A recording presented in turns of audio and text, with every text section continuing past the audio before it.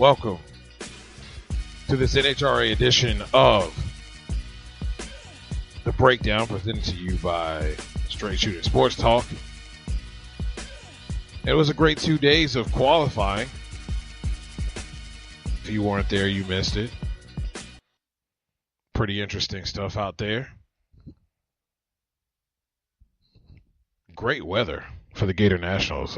Probably some of the better weather we've seen in the last probably 4 years. Looks like we're going to have 3 days of sunshine, 80-degree weather. We had cool conditions on Friday. A little warmer today, and it definitely showed. Top Fuel and Funny Cars struggled to get past 330 feet.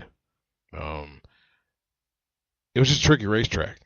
We talked to several drivers, as you can check out those interviews on my Facebook page, and you can look up that Facebook page by Not Bland 21, Not Bland 21 everything. That is Twitter, Instagram. You can look me up there through the Not Bland 21 tag, and you should be able to find the Facebook as well. But overall, a great weekend. Your number one qualifiers in pro stock, it's Greg Anderson. Surprise, surprise. And you shouldn't be. This guy's always on his game, and was definitely on his game this weekend, as he was able to qualify number one. And he's got some stout teammates. You look at Bo Butner, Jason Line, those guys, the champ, Bo Butner. Those guys are 6:53.4 identical in the fourth session, and they are 4 and 5. Greg got the provisional number one on Friday, was able to keep that through Saturday, qualifying at 6:52.2, and really the weather helped. Track conditions were not as good as they were on Friday. We had like 125-degree track temperature when the pro bikes and pro stock cars were out there, and it showed. I don't know. Some guys were trying to see what the track would hold going into Sunday's eliminations, but a lot of cars did not get down the track. Greg, although, was one of those. He was able to get down the track. Wasn't the best of numbers. I'm sure it's something they probably would have liked to be better, but at the end of the day, they have a good run and a good setup that they can go off of, and some data to go off of for tomorrow's eliminations. Now we look at pro stock bike. Well, we had the historical run of 200 miles an hour set by Hector Arana Jr. What can you say? And it's very interesting to talk with them after the session on Friday and listen to him talk about the fact that the bike's motor has not been dynoed. It's still running on break-in oil, and yet they were able to go out and run 200 miles an hour with that bike. Now, wasn't the best ET initially. And you say, well, how did he turn out today? Well, yeah, he comes out in this 2 sessions here in 3 and 4. He was able to parlay that into a 680 pass at 2:01:01. Yeah, he increased it by 1 mile an hour. Insane, right? For a motor that they really don't know much about. You'd have to say that the Lucas Oil team is a team to watch, definitely coming into this season. And I think he mentioned it in his interview as he made that historical run, 200 miles an hour, is that a lot of people have been overlooking them, and rightfully so. They have done and have probably the top 5 quickest pro stock runs, pro stock bike and speed, and possibly ET in the bike class, and that's true. They did struggle a bit last year, and probably were kind of forgotten about, being that guys like Ellie Tonglet, of course, the Screaming Eagle bikes, Andrew Hines, Eddie Krawick, And on top of the fact that Eddie Krawick has not only won this event 4 or 5 times, um, they come out and they dominate in qualifying every year. So, yeah, they probably have been overlooked, but they definitely have made a stake and have put the pro stock motorcycle class on notice that they are ready, regardless of maybe behind the 8 ball, uh, as far as tune up or whatever it may be that they may feel. They've gone out and produced some numbers this weekend. And we'll see if they can parlay that into a couple round wins and maybe a Wally. But at the end of the day, those guys are number 4 in the overall qualifying standings. Who's number 1 and number 2? That's the Screaming Eagle Bikes. Harley Davidson's Andrew Hines, number 1. Eddie Krawick, number 2. He bumped his teammate off. They're over the 200-mile-an-hour thing. They didn't get it. It's okay. Move on. Kudos to them. And they're going to move on, and they're focusing on getting a Wally. They qualify with a 677.3. Krawick 678.5. But they both ran fairly decent. Their top speed of qualifying was 199.05 for Andrew Hines, 199.67 for Eddie Krawick. And Andrew Hines did speak at the end of the day today, and he made it clear that they felt that they could run 200 miles an hour. They didn't do it, obviously. Hector Rana Jr. was able to get that done, and that Lucas Oil team. So they're going to move on. Now they're focusing on collecting Wallies and starting off with the first race of the season for the Pro Stock Motorcycles. They're looking to get this Gator National win, and it's a race that his teammate, Andrew Hines' teammate, Eddie Krawick, has won repeatedly.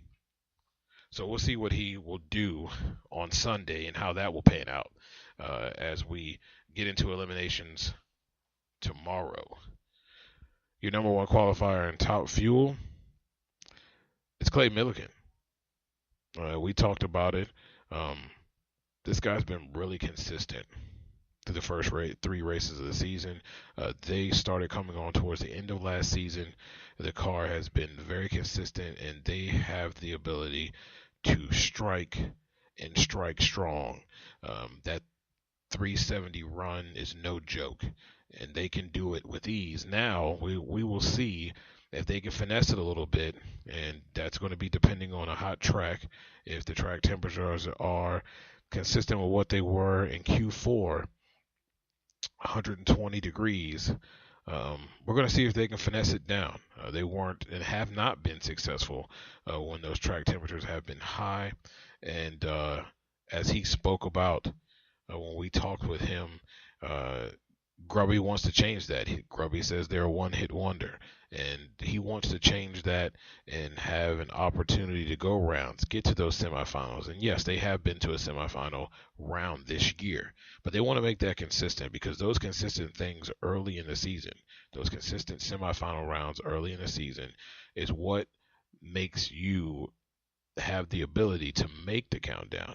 Now when you start putting those together and you're doing that in the countdown, you give yourself an opportunity to win a championship. And that's the ultimate goal for every team that comes out here every weekend and to every event, is to win a championship, not just to be happy to be here. So we'll see if they can parlay that into some round wins and hopefully a Wally for this team. They're definitely looking for it, and at the very least, they'd like to be semifinals, final round, where they can collect some points and keep pace to where they can put themselves in a really good spot come countdown time. Funny car. What can we say about that?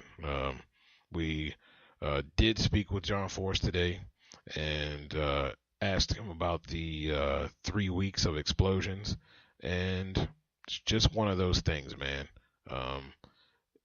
They're figuring it out. They thought they had it figured out coming into the Gator Nationals, and obviously not. On that particular run, though, he was not running it to the 1,000-foot mark. He had shut it off about 500, 600 feet. So very interesting stuff there. And the hints why they took the single on the fourth pass. There was a consensus that John Force would run it 400, 500 feet and shut it off on that fourth pass as they took a single.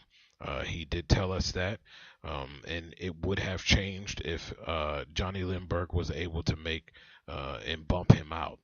The fact that didn't happen, they decided to run it to that 600-foot mark, and basically they're collecting data and trying to get a handle on what exactly is going wrong. John did say that they put that same exact tune-up that they put in his car and the other two cars, and it's done the same exact thing. So they think they have an idea of what the issue is, and hopefully they can get that rectified, because he's very concerned about not just about his own safety, but he doesn't want to put any of the other drivers at risk. And no one wants to do that, not when you're going 330 plus mile an hour on a quarter-mile track and at 1,000 feet at that. No one wants to do that. He doesn't want to do that, and he's been through enough in the last 3 weeks. I think he's completely done, or should I say burn out, no pun intended, with the constant turmoil with the explosions and being injured or knocked out. It's just not good, and it costs money. So they're going to try to rectify that problem, and hopefully they can figure it out and get it rectified so they can get back to focusing on winning races and being comfortable going down the track. Now, he will face his daughter, Courtney Force, in the first round. Not going to make any oddball predictions or say that they're tanking, but I don't expect them to make a full run. And I know that they want to win, but John was very clear that it's not about winning at this point. It's about figuring out what the problem is so they're not continuing to lose money and throw away money, and they're not putting themselves and the other racers at risk. So we'll see what they decide to do. It'll be very interesting, and we'll see if that one pass in the fourth session, they were able to figure out something that they can take it a little bit further and be able to put together a full run and challenge to maybe go on for another round of racing. So that'll be interesting to watch. Great 2 days of qualifying. And again, coming into Sunday, some things to watch. And we talked about those things to watch in our other show, Cruz Pedregon. The blow up there destroyed the car, and who knows what's going to happen with that. It really is a toss-up with everybody. And Jack Beckman, number one qualifier again. Who knows? And even he says, who knows? He was able to run a 4 flat in the heat, 120-degree track temperature, and we'll see how he can parlay that and that data that he was able to gather, being one of few cars that went down the track today in that fourth session with the hot track, and be able to parlay that into a win. So we're going to be heavily watching it, and we'll be able to possibly bring you some news through this podcast. So tune in tomorrow. If you can't be here at the Gator Nationals, then tune in tomorrow. FS1 is the channel. 7 o'clock Eastern Time, eliminations will start. And if you don't want any spoilers, then don't follow me on Twitter, Facebook, or Instagram.